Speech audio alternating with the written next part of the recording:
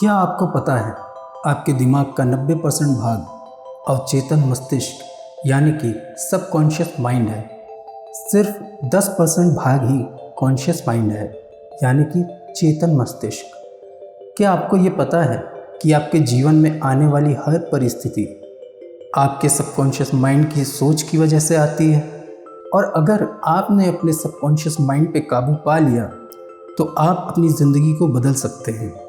आप हैरान हो रहे होंगे कि ये कैसे संभव है। तो चलिए आसान भाषा में समझने की कोशिश करते हैं।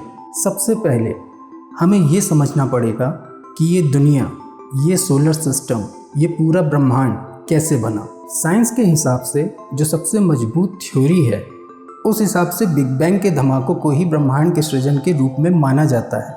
पर यह धमाका था किस चीज़ का? ये ऊर्जा का धमाका था, जिसे एनर्जी भी कहते हैं। इस ब्रह्मांड में जो कुछ भी है सब एनर्जी का ही रूप है। उदाहरण के लिए अगर मैं आपसे पूछूं दुनिया की सबसे छोटी चीज़ क्या है, तो आप क्या जवाब देंगे? सोचिए सोचिए। दुनिया की सबसे छोटी चीज़ होती है एटम यानी अणु। हर पदार्थ जीवित या निर्जीव अणुओं से अर्थात एटम से ही बना है। पर एटम भी 3 चीज़ों से मिलकर बना है, इलेक्ट्रॉन, न्यूट्रॉन और प्रोटॉन। और इन तीनों के अंदर एक ही चीज़ पाई जाती है, एनर्जी। तो अब शायद आपको ये समझ में आ गया होगा, इस दुनिया में जो कुछ भी वजूद में है वो एनर्जी है, जिसे हम वाइब्रेशन भी कहते हैं। पर आपको पता है सबसे प्योर एनर्जी कौन सी है? थॉट्स, विचार। अब आप अपनी परिस्थिति देखिए। आज आप जो कुछ भी हैं अपने या दूसरों के विचारों के वजह से हैं। आपके बोलने का तरीका, चलने का तरीका, आदतें, सब आपके विचारों की देन है। दूसरों के विचार सुनकर भी आप अपने विचार, अपने थॉट्स बनाने लगते हैं और अपने लिए वैसी ही परिस्थिति बना लेते हैं जैसा आप अंदर से चाहते हैं। पर आपको नहीं पता होता कि आप अपने लिए अपनी परिस्थिति का निर्माण स्वयं कर रहे हैं, क्योंकि ये विचार तो आपने कभी सोचे ही नहीं। उदाहरण के लिए मान लीजिए आपका एक्सीडेंट हो गया, तो आपने थोड़ी सोचा था मेरा एक्सीडेंट हो जाए। फिर ये परिस्थिति बनी कैसे? जवाब है आपका सबकॉन्शियस माइंड। कॉन्शियस माइंड या चेतन मस्तिष्क को सोचने के लिए भाषा की ज़रूरत होती है। आपको फ्रेंच भाषा नहीं आती, आप फ्रेंच भाषा में कुछ नहीं सोच सकते। सोच के देखिए। पर सबकॉन्शियस माइंड वाइब्रेशन से सोचता है। वो वाइब्रेशन के थ्रू आपसे एक्शन करवाता है और परिस्थितियों का निर्माण करता है। इसलिए अगर सबकॉन्शियस माइंड पर काबू कर लिया तो अपनी ज़िंदगी भी काबू में आ जाएगी। अब सवाल ये है कि ये किया कैसे जाए, अपने सबकॉन्शियस माइंड तक कैसे पहुंचा जाए? जवाब है कॉन्शियस माइंड, चेतन या जागृत मस्तिष्क। अगर अभी तक आपको ये वीडियो पसंद आ रही है तो वीडियो को लाइक और सब्सक्राइब ज़रूर कर लें। सबकॉन्शियस माइंड में जो भी फीड होता है वो सेंसेस के थ्रू होता है। 5 सेंस जिन्हें आप भी जानते होंगे: देखना, सुनना, बोलना, सूंघना, स्पर्श करना या महसूस करना। आप जो भी देखते हैं, जो भी सुनते हैं, जो भी बोलते हैं, जो भी सूंघते हैं या जो भी स्पर्श करते हैं, वो एक इमेज या पिक्चर के फॉर्म में आपके चेतन मस्तिष्क से होता हुआ आपके अवचेतन मस्तिष्क तक जाता है और वहाँ रिकॉर्ड हो जाता है। यही नहीं, जो चीज़ या माहौल आपका चेतन मन या कॉन्शियस माइंड इग्नोर भी कर देता है या ध्यान नहीं देता, वो सब भी सेंसेस के थ्रू सबकॉन्शियस माइंड में रिकॉर्ड होता रहता है।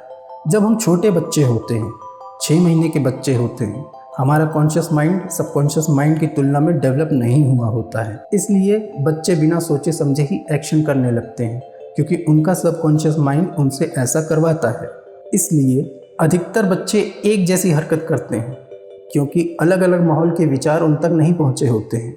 जिस तरह के माहौल और विचारों में वो बड़े होते जाते हैं, वो विचार सेंसेस के माध्यम से बच्चों के अवचेतन मन में तब चेतन मन के द्वारा घुसने लगते हैं, क्योंकि तब तक चेतन मन डेवलप हो जाता है और वो बच्चा भी उन्हीं विचारों की तरह या विचारधारा वाला होने लगता है। वो बच्चा आप और मैं हूँ।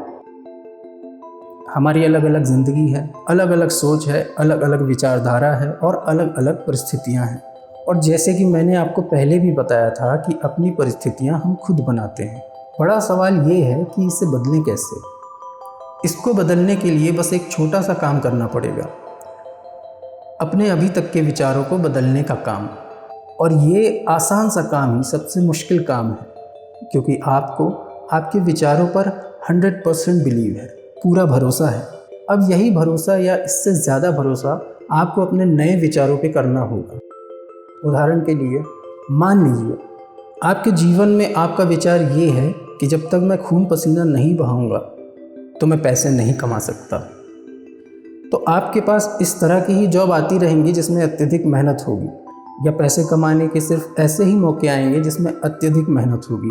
ज़्यादा कदा कम मेहनत वाले काम भी आएंगे जिसमें आप कम मेहनत करके पैसे कमा सकते हैं, लेकिन ऐसे काम को आप तुरंत ही फ्रॉड बता देंगे और मना कर देंगे। ऐसे ही होता है ना। पर यह सिर्फ समझाने के लिए उदाहरण है। अब मान लीजिए आपने उस विचारधारा को छोड़ दिया और नई विचारधारा बनाई कि मुझे जो पसंद है, जिसमें मज़ा आता है, वही काम करूँगा। मज़े मज़े में काम भी होगा और ढेरों पैसे भी आएंगे।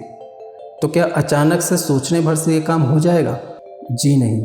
आपने जो बात अपने पूरे जीवन काल में सच मानी थी, सिर्फ एक नए विचार से वो बिलीव आपके सबकॉन्शियस माइंड से नहीं हटेगा।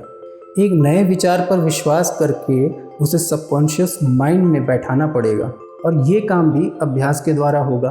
और इस अभ्यास में क्या क्या है ये मैं आपको आने वाली वीडियो में समझाऊंगा। अगर अभी तक आपको ये वीडियो पसंद आई हो या कोई जानकारी मिली हो तो वीडियो को लाइक करके कुछ ना कुछ कमेंट अवश्य करें और चैनल को सब्सक्राइब कर लें। धन्यवाद।